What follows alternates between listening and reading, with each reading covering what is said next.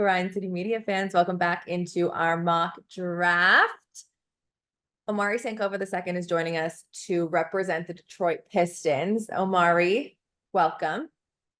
Thanks for having me as always, Kelcey. I think this is either year 3 or year 4 of this, right? Like it's become annual. I think it's year 4, and I Okay. think, yeah, the Pistons have had pretty good picks in the past couple of years. I would Yeah. say Cade wasn't great at the beginning, but like he averaged pretty high numbers this year. Mhm. Last year's pick, one of the Thompson brothers, That's all. or it didn't wasn't really like what I think Piston fans would have. He has room to grow. Yeah. And then this year, the chances were tied with one other team for the highest chances for the first overall pick. And unfortunately, I think Detroit is a little bit disappointed with this 5th overall pick, especially in a draft where everyone is a little wishy-washy with all of the picks. Detroit went 14-68 this year. They have combined for 31 wins in the last 2 seasons. So I guess my question to start off, really, before we get to who you choose, is do you think that Detroit goes with someone fit-wise that you want to fit with Cade and Asar, or do you go simply with just like the best talent and try and bring talent into this team that like needs 3-point shooting, it needs defense, it needs ball handling, it needs so much still? Yeah, I think you go best player available. You have Cade, who's like a really solid piece. You mentioned he was really solid last year. I think he averaged 23 and 7, pretty good efficiency. And you have a lot of other young guys who are in various stages of development at this point, but none of them have really become a clear number 2. So because of that, I would just take whoever the best player there is. At 5, like obviously it's probably being whittled down a good bit, but I also think just because there's no consensus, you may get a player who's top 2 on your board at 5, just because some of the teams in front of you may draft for need. So definitely BPA for sure. Okay, best player available. And again, there is absolutely no consensus from one mock draft to another. So I have texted you the 4 picks that were ahead of you, which could be completely different than what someone else has on their board. In our Grind City Media 2024 mock draft, Omari, I am putting you on the clock to represent the Detroit Pistons. Who are you going with? I'm gonna go with Donovan Clingan. Donovan Clingan, 2-time national champ out of UConn. He is a big dude. He is 7'2", 7'4" wingspan. He weighs 280 pounds. He has, I will say, the thing that a lot of people love about him, and obviously there's a lot of things, but like his main thing is this like defensive monster. And Detroit this year, their defense was ranked 25th overall. Donovan is really good at anticipating on defense. He has the length. Like I said, his wingspan is long. Like he does stuff where you don't get the stats really, but like he changes how people even attack the rim, which we saw kind of like when we do that a lot this year. How do you think he fits with Detroit's pieces that they have right now?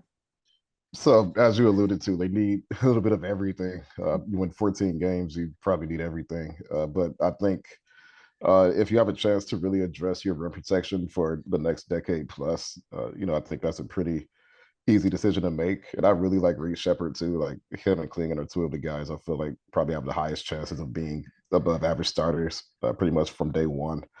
But the Pistons do not have great rim protection last year. They have Jalen Duren, who's still young, but he's much further on offense than defense. Yeah. And you have James Wiseman. I don't know if James Wiseman's like 2 Memphis guys, which is I know Grizzlies fans listening are very familiar with those guys, but the rim protection aspect is still a need. You maybe not have a need at the center position, but it's not just rim protection for Klingon too. I mean, he's a really great lob threat, obviously being 7'2" with a huge wingspan, and he's a really good passer, which I think bumps him up a tier for me because you're not going to be able to really put too many bodies on him. He's going to punish you, and you can surround him and Cade with shooters, and I think be in really great shape.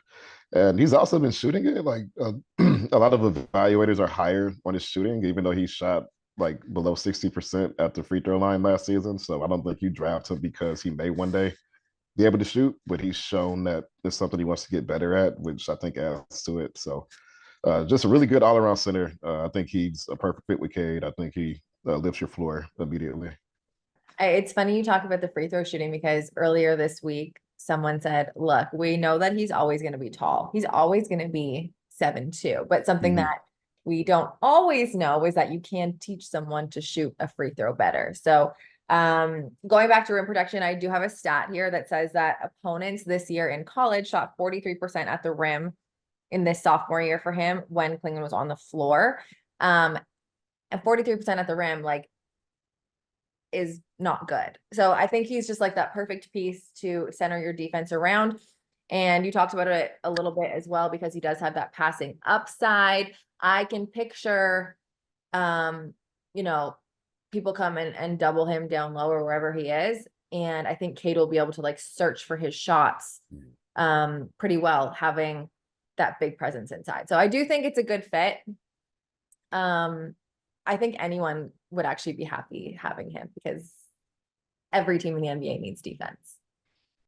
Yeah, I agree. And I was surprised when you sent me the current picks that he was there. Him and Reed Shepard were there at 5. I think one of those guys would definitely go top 5. So if the board works out that way for Detroit, Trajan Langan just got in, so it's tough to say what his draft strategy would be, but I would have to imagine they'd be pretty happy.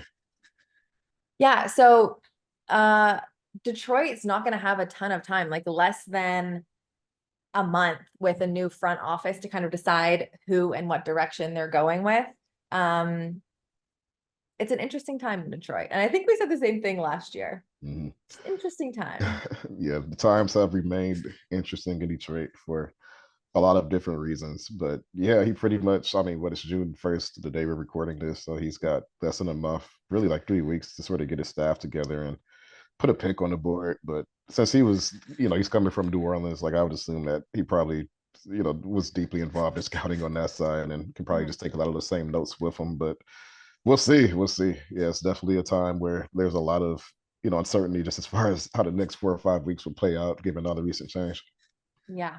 Omari, thank you so much. Your pick, I think, is one of the best picks yet. So congratulations for our mock draft. I appreciate your time so very much. And yeah, we'll see how Detroit, or we'll see who Detroit actually picks less than a month from now. No doubt. Thanks for having me, Kelcey.